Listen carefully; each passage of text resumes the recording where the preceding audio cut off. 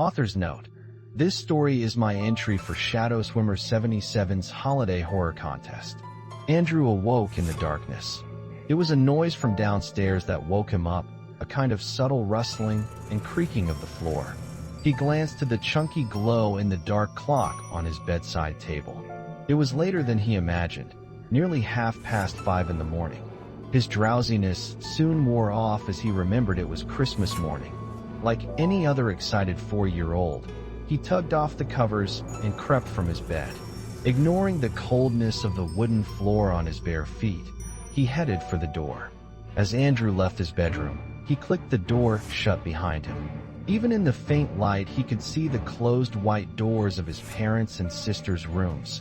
Grinning to himself as he realized he was the first awake, Andrew gingerly wandered downstairs in the darkness, clinging to the banister for guidance as he tested each step with his freezing toes. He missed out the one that creaked, nearly hugging the wooden rail as he lunged down. To his surprise, yellow light seeped out from under the closed lounge door. Andrew stopped in his tracks. "Santa," he thought, as grabbed the door handle and turned it, pushing it open in one swift, excited movement. "Oh, Andrew, honey, you're up early," said his mother, Michelle, as she put down a present onto the coffee table and plastic supermarket bag full of other gifts onto the floor beside it. She went over to him and kissed him on the top of the head. Andrew looked past her. But where's Santa? Why are you putting the presents out?" Simon, the boy's father, was quick to respond. "Santa's very busy, but we just missed him. He left all these bags, but he's on such a tight schedule, he didn't have time to lay the presents out." Andrew thought over his father's reply, but it seemed logical enough to him, and he smiled. "I understand, Daddy." Andrew wriggled past his mother to look at the presents. Eagerly he scanned over them, but there was no sign of what he was looking for. What Andrew wanted most for Christmas was an electric scooter. He'd seen one, bright red and shiny, in the toy shop in town and had his heart set on it ever since. His mother had said it was too expensive at £250, but his father had told him to wait to see what Santa would bring. Andrew was a little disheartened, but he hoped that maybe Santa had left it somewhere else and his parents hadn't put it out for him to see yet. He picked up a small gift from the table near where he stood. "To Andrew," read the tag. "Can I open one now, Mummy, before Lily wakes up?" he asked, clutching it and studying the reindeer pattern of the wrapping paper. His parents glanced at each other. "Soon, sweetie. Not yet. Wait for your sister. Daddy and I still have more presents left in the bags," Michelle smiled. "Oh, okay, Mummy," said Andrew as he put it back. "See you in the morning." He turned and left the room, pulling the door shut behind him as he headed for the stairs. "It's Christmas," yelled a voice that once again woke Andrew from his slumber. His grinning sister Lily was in the doorway. "You should see all the presents." Andrew almost flew from his bed, leaving the blankets on the floor as he darted from his room with his older sister. The pair ran downstairs, into the lounge. Andrew knew his parents were right. They definitely did have more presents left to arrange. The table was covered with them, and they were heaped by the fireplace and under the Christmas tree. Simon and Michelle sat in their armchairs, still in dressing gowns, sipping their Christmas Bucks fizz. "Go on, kids," Simon smiled, as Andrew and Lily began tearing into their presents. Andrew had saved the big box until last. All of the other presents had been opened. The floor was littered with bows, tags, and torn scraps of wrapping paper. Lily was preoccupied setting up her new Nintendo DS game.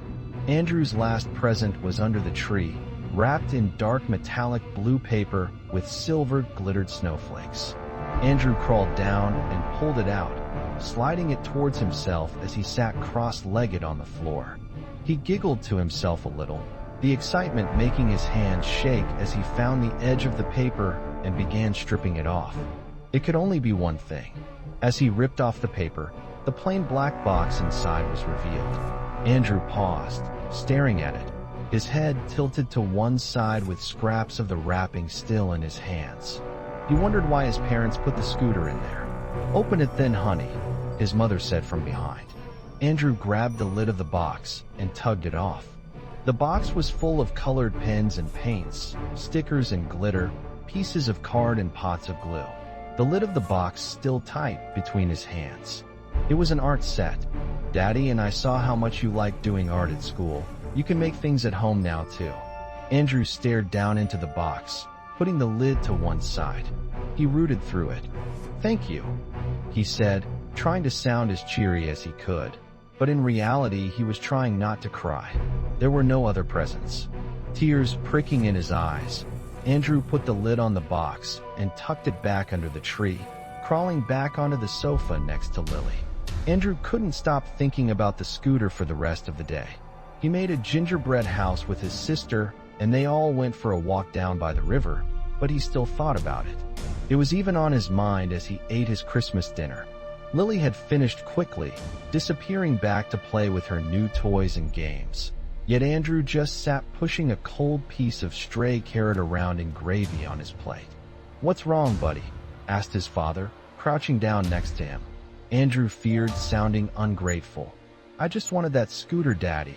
All those other things are really nice," but he didn't say anymore, just returning to nudging the carrot around with his fork.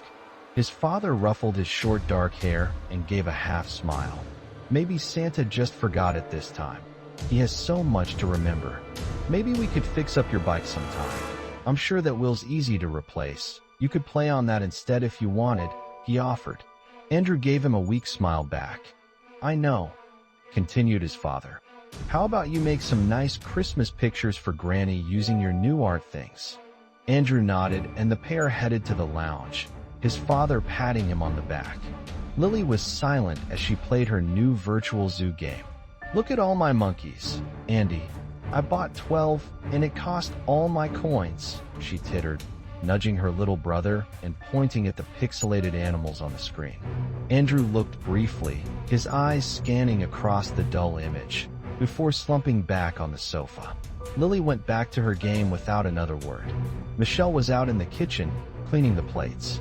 Leaning on a piece of cardboard from the box of a toy, Andrew colored in a picture of his missing scooter he had drawn with his new art supplies. It was bright red, like the one in the shop, and he had put glitter on the silver handlebars to make it sparkle.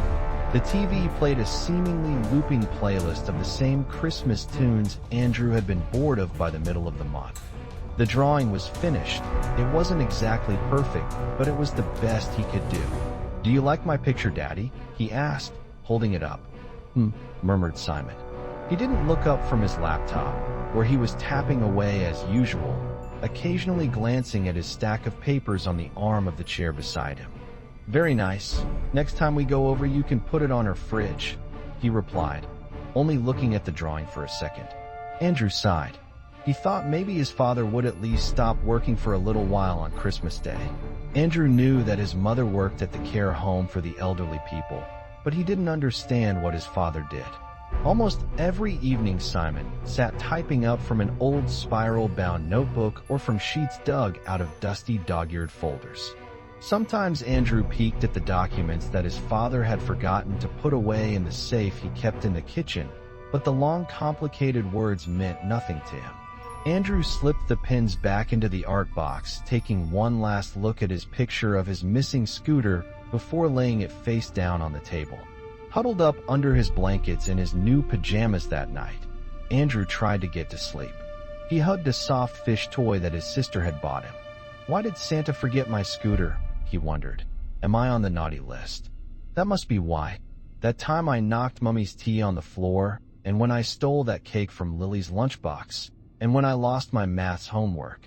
He thought tiredly over everything he had done wrong over the year, his drowsy fears almost bringing him to tears. That's why Santa forgot it. I'm a bad boy, he said to himself gloomily as sleep overcame him. The sound of footsteps downstairs woke him later that night. He stared around, blinking around his pitch-black bedroom. The clock said it was only 5:10 this time. All of the worries of the night before drained away as Andrew sat up in bed. Santa must have remembered. He really did just forget my scooter. I'm not on the naughty list, he thought with glee as he scampered from his bed. He crept downstairs as he did the night before, one step at a time and taking care to miss the creaky stair. He almost ran down the hall towards the lounge. The door was open and the light was off. I wonder if he heard me coming. Andrew sat down in his mother's armchair. There was a little lamp beside the chair which Andrew switched on. The room was illuminated in a yellow glow. Andrew took a chocolate from a tin on the floor, pulling off the wrapper and scrunching it into a ball before popping the chocolate in his mouth. He scanned the room as his eyes adjusted to the light. There was no sign of the scooter. Just then, a soft murmur made him sit bolt upright in the chair. It came from the kitchen. Andrew peered down the hall from where he sat, switching off the light. Maybe Daddy's talking to Santa about my scooter? As he tiptoed past the dining room, he noticed the door was open too. The doors in the house were always left shut. Andrew stopped by the edge of the kitchen door frame. A gust of December air brushed against him. Andrew shivered and hugged himself. The front door was open a crack, swaying. "As Santa?" he asked out loud, his quiet, trembling voice fracturing the silence. He peered into the kitchen. Dim light from the street flooded into the room. A figure dressed in black was hunched by an open cabinet, pawing through it. There were papers all over the floor. Andrew gasped in surprise, and the figure shot its gaze round at him. Human eyes met his. Andrew was frozen to the spot, quivering as the hooded man just stared back at him. The orange street lamps outside gleamed off of the blade of a knife in the man's hand. He wore thick winter gloves and scarf covered the bottom of his face. A chipped crowbar lay beside him. He was surrounded by files and stacks of papers, his father's work, that had been pulled from the broken-into safe under the sink. That's what they must have come for. The only sound Andrew could make was a small, frightened squeak as he backed away from the figure. A black van he had never seen before was parked up on the street outside. He could feel a presence behind him, and before he even had the chance to turn, a gloved hand shot round from behind him and pressed its palm over his mouth. Written by Jet.98. Content is available under CC by SA.